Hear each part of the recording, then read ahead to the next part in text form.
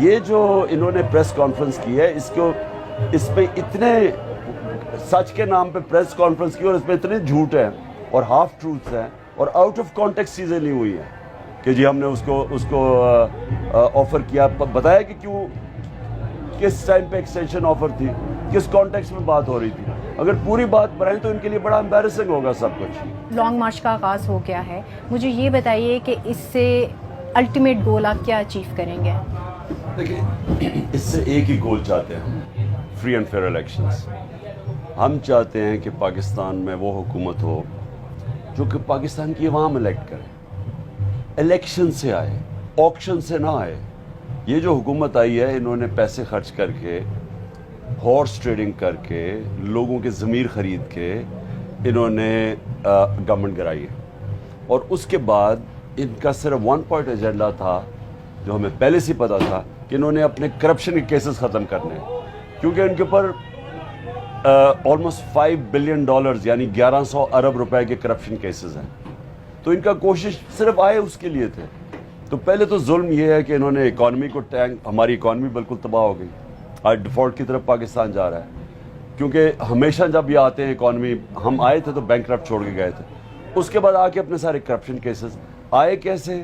ایک باہر سے ایک پوری پلان بنا یہ رجیم چینج کا, جو کہ سائفر اب پبلک یہ ہو چکا ہے, کانورسیشن ڈونلڈ وو اور ہمارے ایمبیسڈر واشنگٹن میں.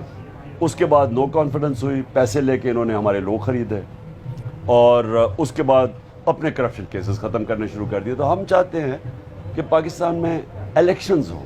یہ انسٹیبلٹی, جو پولیٹیکل انسٹیبلٹی جس کی وجہ سے پوری اکانومی ڈی اسٹیبلائز ہوئی, وہ ختم ہو.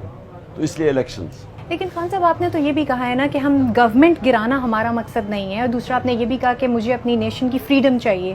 سو یہ بتائیے گا کہ پھر اصل مقصد کیا ہے, فریڈم کس سے چاہیے ہے, اور آپ کیا سمجھتے ہیں یہ کیمپین جو ہوگی اس کیمپین کے اینڈ کو کیسے آپ کامیاب قرار دیں گے؟ اس کا یہ جو مارچ کا مقصد صرف الیکشنز ہے, لیکن میری تحریک ہے آزادی کی, حقیقی آزادی کی. اور وہ کیا ہے کہ پاکستان کے فیصلے پاکستان میں ہوں. کوئی باہر سے ہمیں ڈکٹیٹ نہ کرے کہ آج وار آن ٹیرر میں انہوں نے فیصلہ کیا تو ہم ادھر جا کے لڑیں اور اپنے لوگ 80,000 لوگ قربان کر دیں.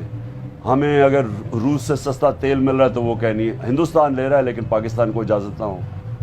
یہ غلامی میں نہیں چاہتا, میں ایک آزاد فارن پالیسی چاہتا ہوں. اور سیکنڈلی میں رول آف لا چاہتا ہوں.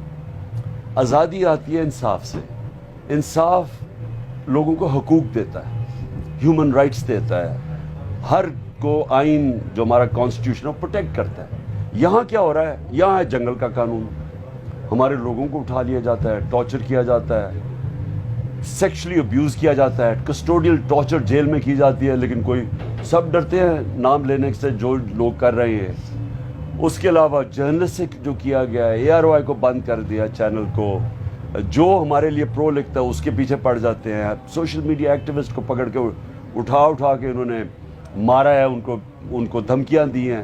اور پھر یہ جو ارشد شریف کا ہوا ہے, یہ ٹپیکل ہے کہ جس ملک میں رول آف لا نہیں ہوتا. ارشد شریف نے ملٹیپل ٹائمز وارن کیا, ہائی کورٹ کے جج کو لیٹر لکھا, پریزیڈنٹ آف پاکستان کو لیٹر لکھا, مجھے کہا, سب کو کہا کہ اس کی زندگی خطرے میں ہے, کیونکہ وہ یہ رجیم چینج کانسپریسی کو ایکسپوز کر رہا تھا. تو اس کا جو ہوا ہے, نہیں اگر یہ اس کو پروٹیکشن نہیں ملی, اس کا مطلب جو طاقتور تھے they were above law, وہ قانون سے اوپر تھے. تو خان صاحب یہ جو ارشد شریف کی آپ نے بات کی ہے کہ ان کو تھریٹ تھا اور آپ کو معلوم تھا, یہ حکومت میں جانے کے بعد آپ کو پتہ چلا یا اس سے پہلے بھی آپ جانتے تھے کہ ایسا کوئی تھریٹ ان کے اگینسٹ چل رہا ہے؟ کیونکہ وہ پہلے بھی آپ کی گورنمنٹ میں بولتے تو رہے ہیں. میرے بڑی تنقید کی ہوئی ہے. یہ پہلی دفعہ ارشد شریف کو انہوں نے تھریٹ تھا, اور اس کو مارنے کا تھریٹ تھا. اور ارشد شریف نہیں, اور بھی جرنلسٹ ہیں جن کو انہوں نے ہیوملیٹ کیا. عمران ریاض تھا, ایاز امیر جیسا سینئر جرنلسٹ, سمیع ابراہیم جیسا جرنلسٹ, ان کو بھی انہوں نے, جو ان کی تنقید کرتا تھا یہ رجیم چینج کی, اس کے پیچھے پڑ جاتے تھے.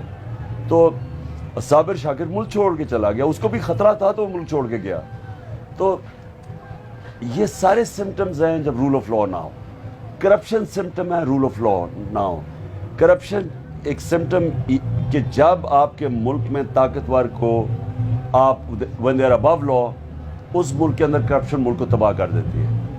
کہیں دنیا کے سویلائز معاشرے میں NRO کا کانسیپٹ نہیں ہے کہ آپ چوری کریں اور آپ معافی لے لیں, آپ امیونٹی لے لیں. تو سو دیئرفور جو یہ موومنٹ لارجر موومنٹ ہے وہ تو چلتی رہے گی, وہ ہے آزادی کی تحریک, حقیقی آزادی کی تحریک. اچھا خان صاحب یہ بتائیے گا, یہ جتنی باتیں آپ کر رہے ہیں, کل ایک پریس کانفرنس ہوئی اور انہوں نے پوری ایک چارج شیٹ آپ کے اگینسٹ جو تھی وہ نظر آئی, جس میں یہ جتنی باتیں آپ کر رہے ہیں انہوں نے اس کو ریجیکٹ کیا اور کہا کہ یہ غلط ہے, اور آپ ان سے ہیلپ بھی مانگتے رہے ہیں گورنمنٹ میں واپس آنے کے لیے, آپ نے ایکسٹینشن بھی آفر کی چیف کو.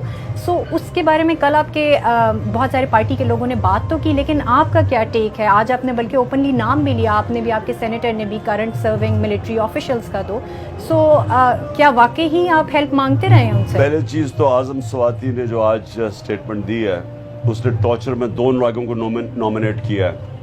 ایک ہے جنرل فہیم, جنرل فیصل, اور دوسرا میرے خیال میں بریگیڈیئر فہیم.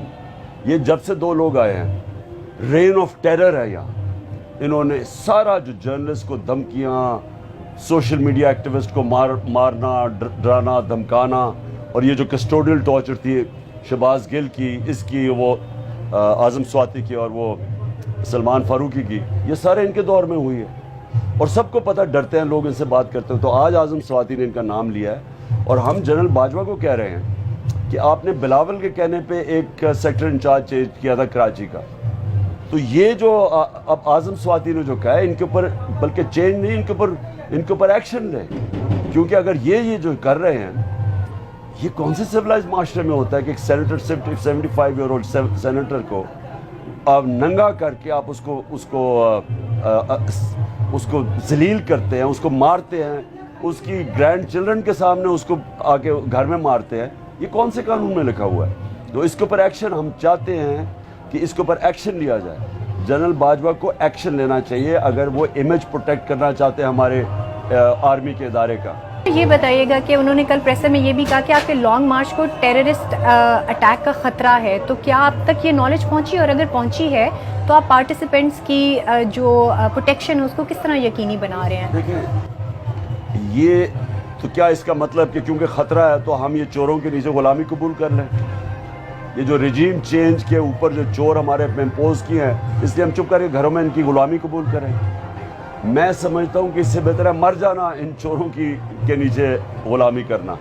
اور یہ جو انہوں نے جو پریس کانفرنس کی ہے, یہ بڑا انفارچونیٹ ہے. کبھی ISI چیف اس طرح کی پریس کانفرنس نہیں کرتا, اور اس کے میں پوائنٹ بائی پوائنٹ اس کے جواب دے سکتا ہوں جو بڑا امبیرس کر سکتا ہے فوج کو, جو انہوں نے ایلیگیشنز لگائے ہیں. میں اگر اپنا ورژن دوں ان کے لیے بڑا امبیرسنگ ہوگا, لیکن ہم نہیں چاہتے ہمارا فوج کا ادارہ ڈیمیج ہو, کیونکہ ہمارے دشمن چاہتے ہیں کہ فوج کمزور ہو, کیونکہ پاکستان ورنبل ہو جائے گا. اس طرح سے آپ نے بتایا کہ جو پریسر ہوئی کوئی اس طرح نہیں کرتا ہے, ملک میں کہیں پہ بھی نہیں ہوتا.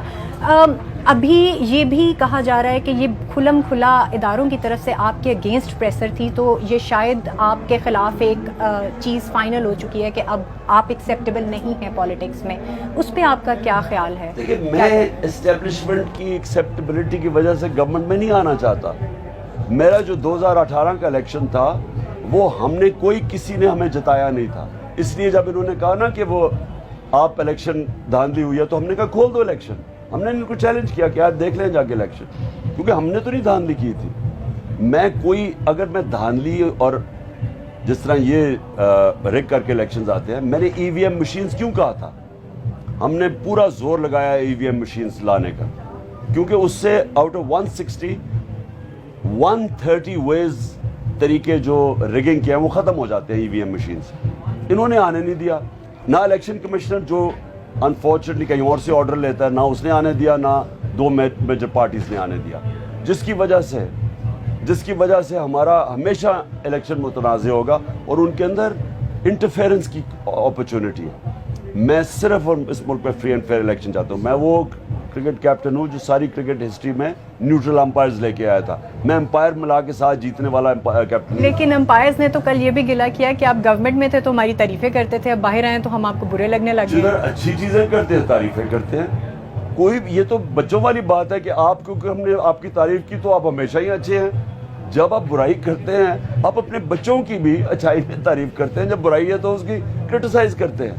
تو ہم تو یہ کہنا کہ جی پہلے یہ بڑے ایکچولی بڑی فولش پریس کانفرنس تھی, اور میں اس کا پوائنٹ بائی پوائنٹ جواب دوں تو یعنی امبیرس ہوں گے سارا, تو میں اپنے اداروں کو کمزور نہیں کرنا چاہتا. آخری سوال خان صاحب کہ اگر آپ کے مقاصد پورے نہیں ہوتے ہیں لانگ مارچ اسلام آباد پہنچنے کے بعد بھی, تو پھر کیا نیکسٹ پلائی عمل کیا ہوگا آپ کا؟ ہمارا دیکھیں وہ تو تحریک تو کبھی ختم ہوتی نہیں ہے, اس کا کوئی ایک دن تو نہیں ختم ہوتا, یہ تو پبلک موبلائزیشن ہے. میری پریڈکشن ہے, میں 26 سال سے پالیٹکس کر رہا ہوں, میں نے کبھی پاکستان کی تاریخ میں اس طرح پبلک کو اویئر نہیں ہوتے دیکھا, اس طرح موبلائز نہیں ہوتے, کیونکہ 55 جلسے کر بیٹھا ہوں 6 مہینے میں, کبھی اتنے بڑے جلسے نہیں ہوئے. ہم نے سارے بائی الیکشنز میں ان کو وائپ آؤٹ کر دیا ہے, تو مجھے تو پتہ ہے پبلک پلس کیا ہے. یہ اسلام آباد میں کبھی اس طرح کا جو پبلک گیدرنگ ہوگی نہیں پاکستان کی تاریخ میں جو ہونے جا رہی ہے.